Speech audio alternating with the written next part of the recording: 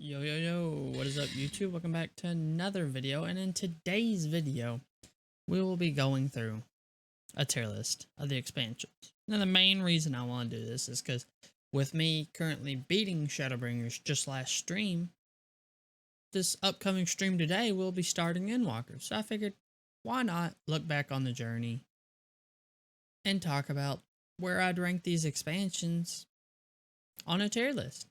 So, without further ado, let's go ahead and jump into the video. But before we do that, be sure to go ahead, like the video, subscribe to the channel, and share it. And with all that being said and done, see you on the other side. And we're here.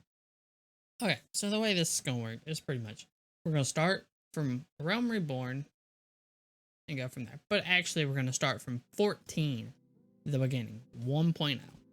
Which, obviously, if we're starting with 1.0, I unfortunately did not jump in at 1.0. So my personal opinion is going to be mainly based off of what I've heard. And from what I've heard, it would be a D tier. It would be a trash can of a game. It was a dumpster fire of a game, and it needed to be rescued. So with all that being said, obviously it's a D tier. There's nothing I can say about it because I didn't personally have my hands on it. But just going off the general community, it is a trash fire of a game. Now, with all that being said, we can now move on to A Realm Reborn, which is where I originally got into the game. I picked up A Realm Reborn on launch, and unfortunately, A Realm Reborn, yes, while a massive update to 14, it still, in the whole comparison of story, was lacking just for general fun. A Realm Reborn has a knack for being where most people get burnt out and just stop playing the game. And I'll be the first to say it, that I beat the story, but after that, like everything that came with the patches after A Realm Reborn just kind of killed it for me. Return to the Waking Sands. Like, can we go somewhere else? Like, it just generally was slower and not as exciting as it could have been. But Yoshi P did show his brilliance in bringing a dumpster fire of a game back to life. So A Realm Reborn really did do its job, but I'll be the first to say that A Realm Reborn also is just incredibly slow. But once you get to the other expansions, it does not slow down. It's almost like A Realm Reborn is teaching you how to walk before you sprint. And once you learn how to walk, Yoshi P takes you on a hike, an emotional roller coaster, a tycoon of emotions, a hurricane of just raw storytelling. I was really trying to think of some other words, but we'll just leave it at that. The story really does pick up heavily once you get into the first expansion, which we will talk about now. Now, you get into Heavensward, you realize that, wow, there's a lot more story to be told in this game. And at first, after you beat Heavensward, you're like, oh wow, no expansion can possibly beat it. And unfortunately, to me, that's just not true. I played Heavensward. I swear up and down it's my favorite expansion. I've got just poster child on my shoulder from Heavensward.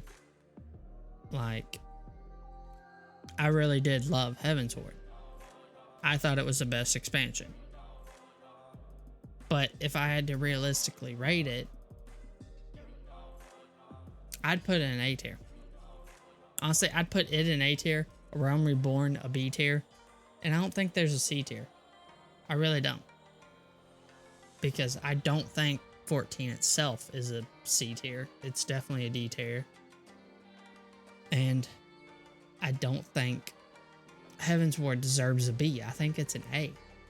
It's an A on the cusp of an S. And the only reason I say it's not is because there's one expansion that just moves you like no expansion will ever move you. But me personally, I really do think Stormblood. And here's exactly why I will tell you Stormblood is an S tier. You play through Heaven's Ward. You think nothing can get better.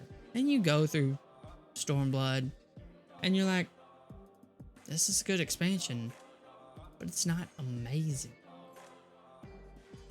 But eventually it picks up and just keeps going, and you beat it, and ultimately you're like, well, Heaven's Ward was still better. But if you replay Stormblood, you will realize exactly how much it did for the storyline.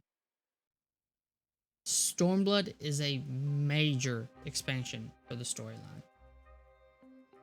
It sets the game up for what Shadowbringers is going to bring. And yes, Shadowbringers, by all means, I do think is the best expansion I've played so far.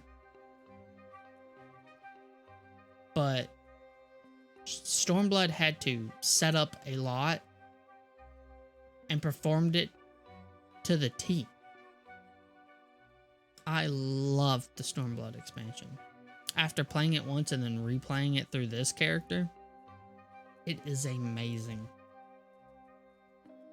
So I get that some people think it's not that good of an expansion. They think Heaven's Ward was on a high, Stormblood kind of teetered down, and then Shadowbringers jumped up to a peak. I think it's the opposite. I think the game's just been on a hill, slowly increasing. And then it hits Shadowbringers and starts increasing faster. And Shadowbringers ultimately leaves us off with what Endwalker will be, which, by the way, if you're watching this video right now, I am live on Twitch starting my playthrough of Endwalker, so be sure to check that out. I'm gonna get that little ad out of here real quick. And now, back to just praising Stormblood. Stormblood is an amazing expansion. I think Stormblood is not my favorite, and I put it S tier because I understand how much it does for the story. And the sad thing is I almost want to move all expansions up to S tier. But I just can't do that. That's a cop. It's just a cop out for really ranking them. So we're just gonna move on from Shadowbringers. And we all know Shadowbringers is this. Shadowbringers is an S tier. It is the god among gods of expansions as of my time right now. And of course, I will come back and do this once I've beat Endwalker, but as of now, Shadowbringers is the expansion to beat. It is the end-all be-all. It is what you want for an expansion. It's what WoW wishes they had for an expansion. This expansion did so much. You had storylines that you felt attached to. You had characters you loved. You had a bad guy that you couldn't help but be like, you know, I like him. And I understand where he's coming from. But he's just going about it the wrong way. Like, it had great bad guys. It had great storyline. It had great dungeons. It had great trials. It had great extreme trials. It had great...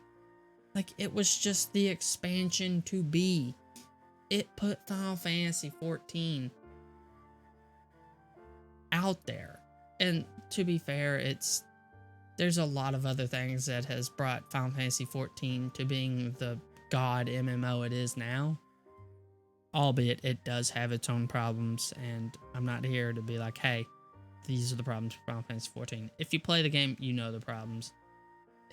But it is truly the best MMO to date right now, and there's no doubt about that. But looking at this list, I can't help but feel that I need to bring Stormblood down. I don't think it stands up there with Shadowbringers. I think it stands with Heavensward, but Shadowbringers just elevates so high. I think I'm gonna do that. Yeah, that makes sense. So, real quick, I'm just gonna do a real quick recap of this tier list. We have Shadowbringers as the expansion of all expansions for Final Fantasy as of now. I will reiterate, I have not touched Endwalker. I do not want to see Endwalker spoilers in my comment section. Do not be that guy. We have Stormblood and Heavensward at A tier. I do think they stand next to each other very strongly, and I do get that a lot of people will say that Heavensward is a better expansion than Stormblood. But if you can say that, I ask you to go back and play Stormblood and just relive the story that is Stormblood. It is chef's kiss. And then we have A Realm Reborn just under Heavensward and Stormblood, which I would put A Realm Reborn a little bit higher, but the problem is there was a clear problem with the questing in A Realm Reborn that would burn players out. And the story didn't grab you and hold you till you got towards endgame. And that's just the general problem with that. It did bring Final Fantasy XIV back and allow it to become what it is today. And for that, it does hold a special place in all of our hearts. But it ultimately has some problems that we have to acknowledge. But all them problems have been worked on, and they've learned through every expansion. So, with that, I will leave A Realm Reborn at a B tier. Now, we don't have a C tier. I don't think any of these deserve a C tier. I don't think I can move 1.0 up to C. I think that would be giving it too much. Too much, honestly.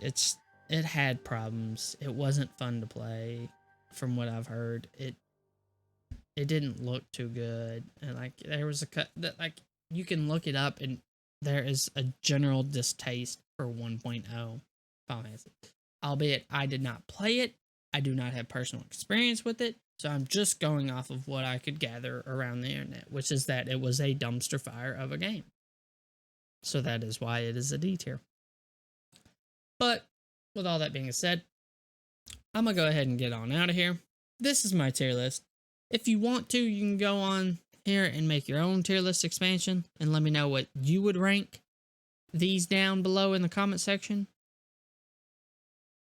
But I'm going to go ahead and peace out of here. Be sure to like, comment, and subscribe.